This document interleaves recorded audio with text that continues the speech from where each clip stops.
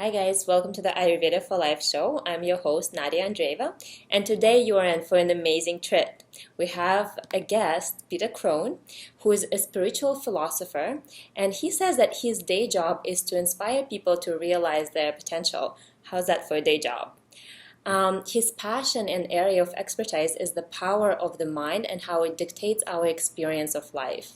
He started his company Be Alive over 15 years ago and have worked with clients all over the world. He grew up in Southeast England, but now is based in Los Angeles. And he works with professional athletes, actors, entertainers, Fortune 500 companies, to stay-at-home moms and children. So he has basically a huge range of people that he's helping.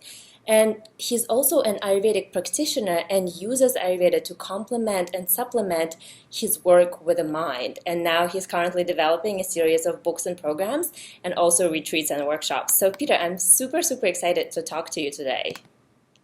Likewise, it's nice to be here. So since our show is mostly about Ayurveda and you specialize mostly in the mind, let's start with Ayurveda first. What has brought you to Ayurveda? I think like most people, I was originally introduced to Ayurveda through yoga. So I think it was the year 2000, I was doing a yoga teacher program. At that time, I was doing a lot more physical training with people, and I wanted to add another medium to sort of my palette of skills that I could use. So I became a yoga teacher as well.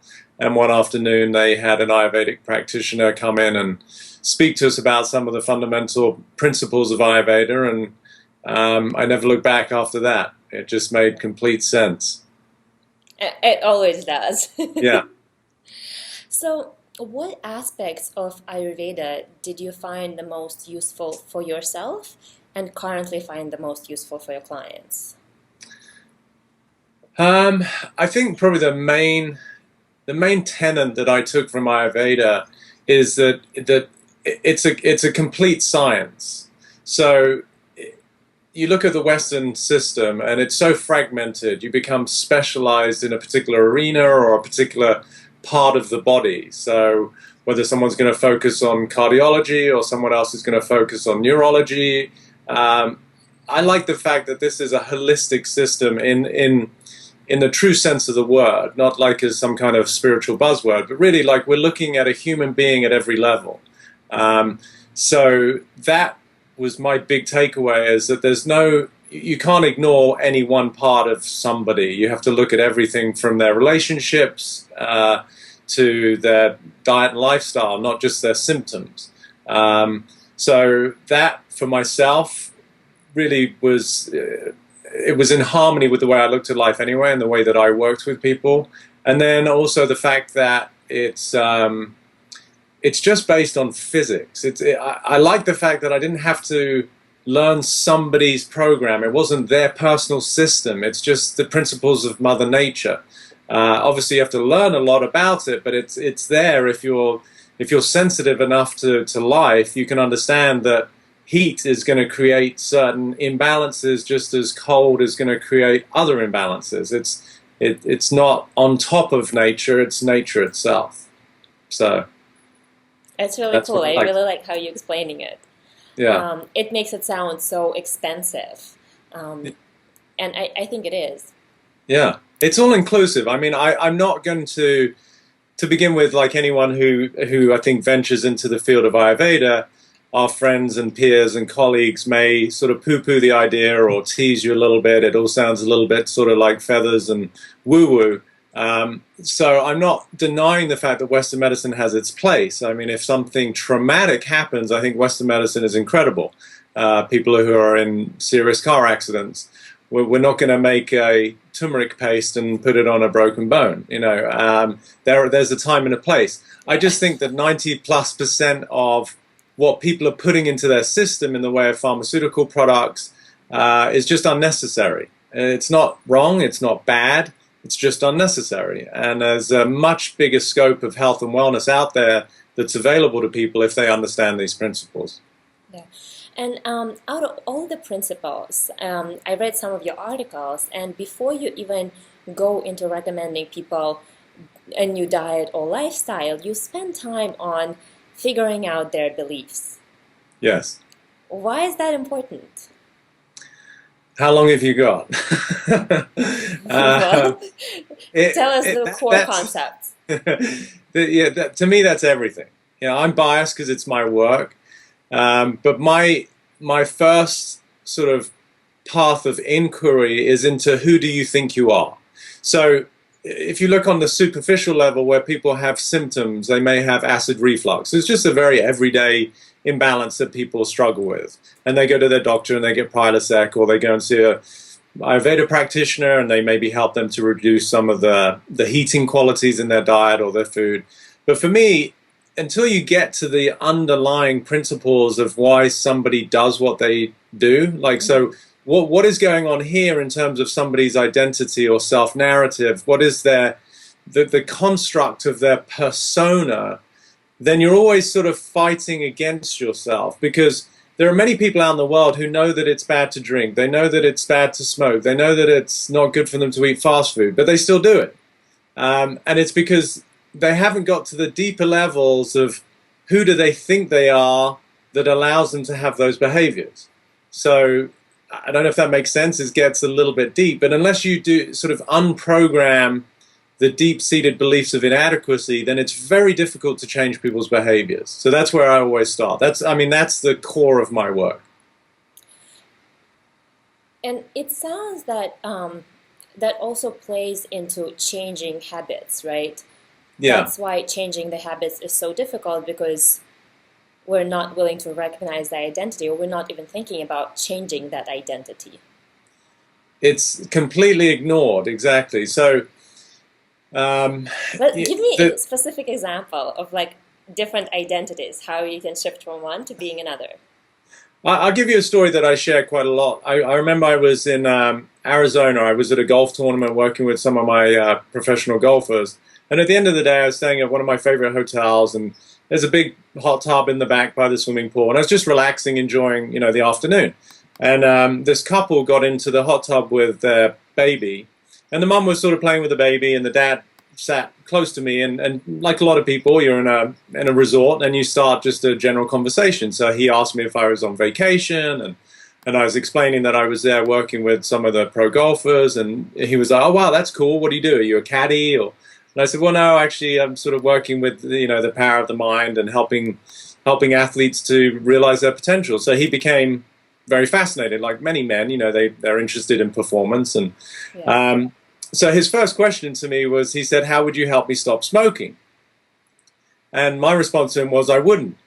So that immediately got his attention, because the way the mind's programmed is you're expecting somebody to sort of give their method or their system, or me to sell him my book about quit smoking, whatever it might be. And I said, "No, I wouldn't help you stop smoking." So he was like, "Well, what do you mean?" I said, "Well, there's nothing wrong with smoking." And so again, he's so confused. I said, "Well, I'm not denying the fact that there's a physiological impact of smoking on your lungs and in your blood and everything, but the judgment you have about smoking is where the problem is. So smoking is just smoking." And so he's starting to get it a little bit. So I to help him, I said, "Let me put it this way. If you had no judgment of smoking, you didn't think smoking was bad, you didn't think you were a bad person for smoking, and you didn't feel guilty about it, how would you feel?" And, he sort of thought for a second, and then you could see his shoulders just drop. He goes, "Oh, I feel so relieved." So then I said to him, "If you're that relieved, do you need a cigarette?" And he started laughing, So I said, "The problem isn't the fact that you judge smoking. The problem is that you judge yourself. Smoking is your go-to to find relief. For somebody else, it's a couple of drinks. For somebody else, it's a prescribed medication. But the real core issue was that at a fundamental level, he was judging who he was, which is an uncomfortable place to live in for any human being, and that's how most people spend their entire lives. And then we seek relief through whatever means. So at that moment, he suddenly realized that there was nothing wrong with smoking, nor was there anything wrong with him. And if he, I didn't stay in touch with the guy. I saw him the next day, and he said he hadn't smoked all day, so that was a good step. But he, if he stayed in that place of no judgment, he wouldn't need a cigarette. Does that make sense? Yeah, and I think it's so fascinating. It goes to the core of resolving the problem in a very different way, not fighting it, Yeah. but kind of letting it fall away. It's why I tell people I don't solve problems, I dissolve problems. I love that. Totally love Yeah. that. Let's Yeah. talk, the majority of the audience, people who are watching it, a huge percentage of them are women. And I Mm. think for women, one of the big issues is finding a good relationship with food. They Okay. always often feel bad about either what they're eating or how they're eating or not being good enough in their diet. Can we draw the same parallel of somebody kind of letting go of that self-judgment and making it easier on themselves? Absolutely. I mean, the words that jump out to me as you ask the question are a woman's relationship with food and feeling that it's not good enough, right? So those two things right there point right to how they perceive themselves. So a relationship with food is no different to a relationship with a person. So if they have an unhealthy relationship with food, I guarantee you they probably have an unhealthy relationship with their spouse or their friends. Well, not necessarily their friends, but in an intimate situation, or they have an unhealthy relationship with money, because they're the center of every aspect of their life, Yeah. and the belief that not being good enough is such a catalyst for binge eating or being drawn to unhealthy foods, because again, the nature of the ego and the mind, or the personality, is that it wants to be right about itself. So it's sort of that self-sabotaging mechanism where if who we think we are is somehow inadequate or not enough, then we have to use behaviors and habits that will reinforce that.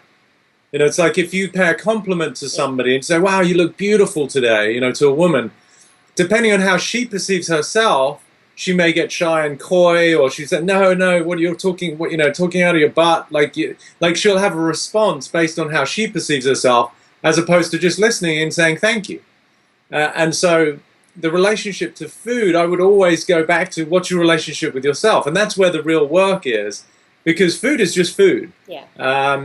You could ask many centurions, people who've lived past 100 years old, like what was your secret? And I know I've read funny articles back in England where somebody said, well, I had a good English breakfast, fried eggs, sausages, beans. It's like, well, that's the secret to health, Or was it the fact that they were okay eating food like that and they didn't give themselves stress?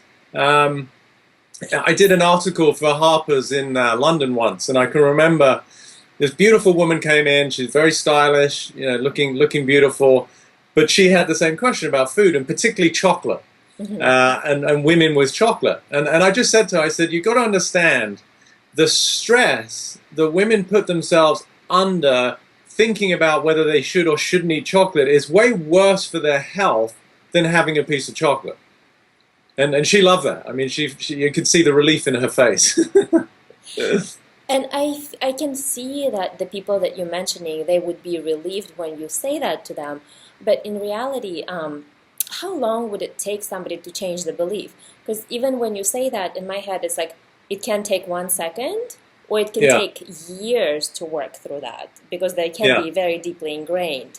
So, absolutely. what do you feel like what happens? How does that change? It's the length of a piece of string, syndrome, meaning that it depends on how ready somebody is to let go of whatever constraint has been binding them. So Maharishi, who was a wonderful teacher of more the philosophical side of yoga, and something called Advaita Vedanta, non-dualism, he had a wonderful metaphor. He would say that people would come into his ashram with different degrees of gunpowder. So, and what he meant was, some people might, if you imagine a cup in your hand and you had a little bit of gunpowder, he would say that some people, their gunpowder is completely submerged in water, right, at the far extreme. Then there's some people where the gunpowder it's not covered in water, but it's very damp. And then he said some people, the gunpowder is completely light and dry. So it would only take for that person the one spark of insight for them to get it. But for the person whose gunpowder is very covered in water, it's going to take a while for that to dry off through insight, through education, through experience. So it's difficult for me to know how quickly somebody's going to get something. I mean, I actually intuitively can feel whether they're ready, but just in, general public, I don't know where somebody's at. Their fears, their inadequacies, their belief systems can be so ingrained, and it all comes from childhood ultimately. So it just depends. It's are they ready to let go? It's the delivery of the message. It's the use of metaphors or visuals that help them to understand. There's so many different components. But it's why I do what I do. It's just so powerful when somebody sees it, and the relief and the liberation that people get is it's really inspiring. And I think your use of metaphors is so easy and visual to understand. Well, thank you. So let's get back a little bit to your practices and especially to Yeah. Ayurveda. You have an Okay. extremely busy schedule. You Yes. travel a lot. You work with multiple people. How do you stay grounded and centered? I drink loads of alcohol. Okay? No, As I'm long as it kidding. works. I'm kidding. I use a lot of humor. I don't take anything too seriously. I mean, I'm very, very diligent about taking care of myself. I recognize that, this is my instrument, and if I'm going to be present for somebody, if I'm going to help somebody, then I have to be centered and balanced. So just the three pillars of Ayurveda are my go-to, like Ahara, Nidana, and Brahmacharya, in terms of what that means is, basically diet, what you're putting into your body and also your mind, any kind of intake, sleep, and then my lifestyle. So of those three, I would say when I'm traveling, I really try to focus mostly on the sleep. Especially as I do a lot of east to west coast, sometimes overseas, and so with the change of time zones, it's very important to get that rest.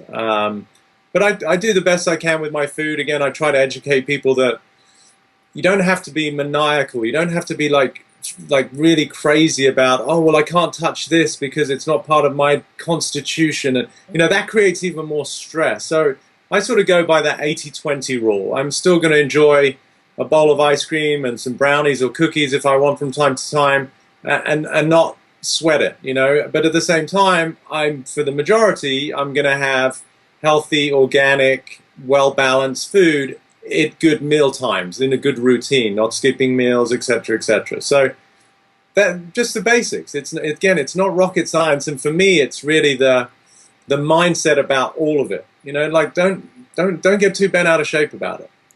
Yeah. So since the mind is at the center of all of it, how Yeah. do you use it for athletes? Because originally you started working with people on a physical level, right? Yes. Yeah. Why did you decide to expand more into the mind and belief system aspect? Because that was always where I was going anyway. That's always been my passion. I can even remember back at university when I was 18, 19, sort of sitting and philosophizing with one of my friends. It was always my passion. I think the physical was just sort of the access, from the outside in. So helping people to transform their bodies, but really always being fascinated with what was actually happening behind the scenes. So that was where I was always going. With regards to athletes, it's, to me, at the professional level, it's the difference maker. If you're a professional athlete, then you have the physicality, like your actual body, and the skills in terms of your techniques to be at the professional level. So now what makes the difference is your attitude, your confidence, your sense of belief, your sense of purpose. So that's why I love working with athletes, because we've sort of done away with things that would hold back a general recreational athlete who's still going to need better fitness, better strength, better balance, better technique. There's a lot of moving parts. But when you get to the professional level, most of that's taken care of. Of course, there's things that can always be improved, like my golfers or my baseball players. They're still working on their technique. But when it comes down to actual competing, it's really based on who they believe themselves to be and whether they think or believe they actually can compete and win. So it was just a natural progression for me to step into the power of the mind and how that influences our performance. I have another question that I think would be really Please. interesting to look at is, Would you say that different Vata, Pitta, or Kapha types tend to have various beliefs about themselves? Absolutely, it's a great question. There is a high correlation. Let's Yeah, let's so, give me some examples. okay. Well, I mean, purely from, you're familiar, I'm assuming, with the three kind of main qualities of mind in terms of sattva, I think it's good rajas if you or can tamas. mention it, so for people who are watching the interview, if they don't know, they kind of Yeah. get like a tiny, tiny introduction. Okay, so there's from a mindset in Ayurveda, we talk about three kind of states of mind. Sattva, which is SATTVA, which is really sort of the ideal where everybody's working towards. That would be in line with sort of a yogi state of mind, where there's harmony, there's balance, there's a sense of peace. Then we've got Rajas, which is more of the kind of main common state of mind that people live in. It's very energized, it's very active, it's excitable, there's a lot of movement, it's a little bit more competitive and driven. And then there's Tamas, Tamas, which is more a sort of a depressive, heavy state of mind. So there is a little bit of a correlation between the states of mind and the different doshas. So Rajas is really a reflection of that Pitta mindset, but also a little bit of Vata. So very much a Pitta Vata combination. And Tamas is very much related to Kapha, which is more heavy. A Kapha person is going to tend more towards that stagnation type of mindset. So laziness, lethargy, depression, can't be bothered, is going to be their tendency. The Pitta person is going to be sort of pretty much in the Raja state of mind, and the Vata person again they can oscillate between anxiety and depression. They sort of tend to be two sides of the same coin. But as a general rule of thumb, Vata people are going to struggle from a mental point of view more with anxiety, future-based concerns. The mind is too busy; it's too active. So it's sort of like your computer. When the disk won't stop moving, you can't get the computer to shut down or sleep, for which reason Vata people tend to struggle with sleep as well. The Pitta person is very driven, overly heated, tends to be too competitive. So they're going to have that inflammatory state of mind. So emotionally, they're also going to be a little bit more volatile. They're going to be more judgmental. They're going to be a little bit more hostile sometimes when they're imbalanced. And then the Kapha person, just as I said, becomes very lethargic, a little bit depressed, tends towards laziness, can sleep too much. Their mind is a little bit sort of groggy. It takes them a while to get going in the morning. They might need their coffee, or they tend to sleep in too late. So all of that, I definitely use that in my practice. I can tell pretty much when I meet somebody, looking at them, their constitution, what they're going to probably struggle with on a mental level too, That's It's a really beautiful cool. system. So, for example, a Vata person, they would probably believe something that, like, that they can't do something, right? That Pitta type would think that Yeah, in terms of everything is beliefs, very I guess maybe I competitive. didn't answer the question. A Vata person tends to struggle more with security issues. So what that means is, to me, is, a Vata person is even physiologically thin-skinned, right? Vata people have very frail or sort of delicate skin. So they tend to be more childlike psychologically, not in a judgmental kind of way, but more they need security. So their tendency is that they don't feel very safe. They tend to be hypervigilant, so their feeling is of just not being safe. Pitta person, it tends more towards inadequacy. So the Vata person is more about their environment. I don't feel safe relative to my environment. Okay. The Pitta person tends to feel more about themselves. And any Pitta person will tell you that they're a perfectionist. Perfectionism is a compensation for beliefs of inadequacy. So their belief system tends to be about not being enough. So that's why Pitta people tend to be the most competitive, the most driven. They're the ones that feel they have something to prove. So that's being driven by the belief of somehow not being enough. The Kapha person, it tends to be more about a feeling of rejection. So they tend to feel that they're not wanted. or they're not loved as much, so it's a feeling of withdrawal. So they've got the thick skin, the heaviness. It's easy for them to be more suppressed in their mindset. They're not the ones to speak up. The Vata person is blah, blah, blah, blah, but the Kapha person is going to be more, they're going to retract into their shell because their feeling is somehow that they're not wanted. As a general rule of thumb, I mean, obviously these are very broad belief structures, but that's how most people tend to fall into those different buckets of belief systems. That's really cool. And I know this is a very big question to discuss in a short interview, but it seems that if certain beliefs are somehow connected to the body types and the mind types of various people, then it's really hard to change those beliefs just by working with the mind. That you would also have to involve the body and a certain, whether it's a lifestyle or the diet, that would calm those dosha types. Yes, I mean, again, I've seen in work one-on-one, definitely, pretty much every time, but also even in workshops, when I'm working on one-on-one with somebody in a workshop environment, the shift in perception, if they really see something they've never seen before, which is the basis of my work, is introducing them to a new way of looking at themselves and life, they haven't changed their diet or their lifestyle at that moment, but their whole life just changed.